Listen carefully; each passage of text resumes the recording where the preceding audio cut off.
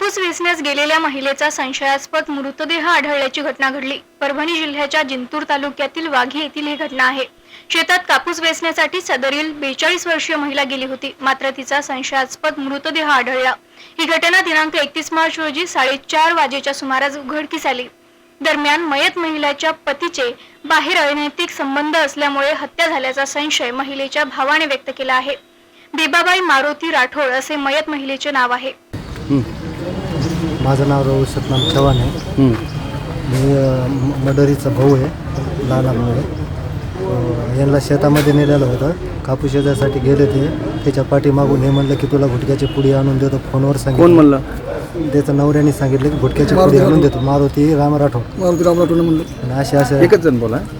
असे ठिकाणी गेले ते आणि त्याचं मर्डर केलं। मर्डरच्या मागे 3 माणसं आहेत। एक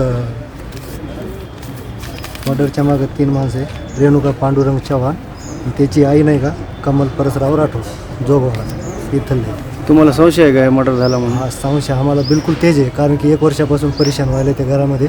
बहिणी सांगायला गेली म्हणून 3 जण मिळून त्याचे मर्डर केले शेतामध्ये।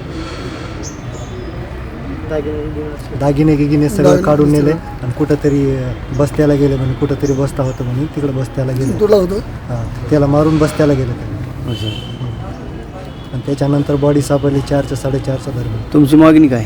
तुमची मागणी फक्त आम्हाला न्याय मिळावा, दुसरं काही नाही। याला अखंडित आघाडीचं हे व्हावं। ठळक घडामोडींसाठी देशोन्नती न्यूज चॅनलला सबस्क्राईब करा आणि बेल आयकॉन प्रेस करा। मुंबई, पुणे, नागपूर, मराठवाडा असो का विदर्भ, राजकीय, सामाजिक, शैक्षणिक क्षेत्र असो का क्रीडा, सर्वच घडामोडीचे विश्लेषण पाहायला विसरू नका।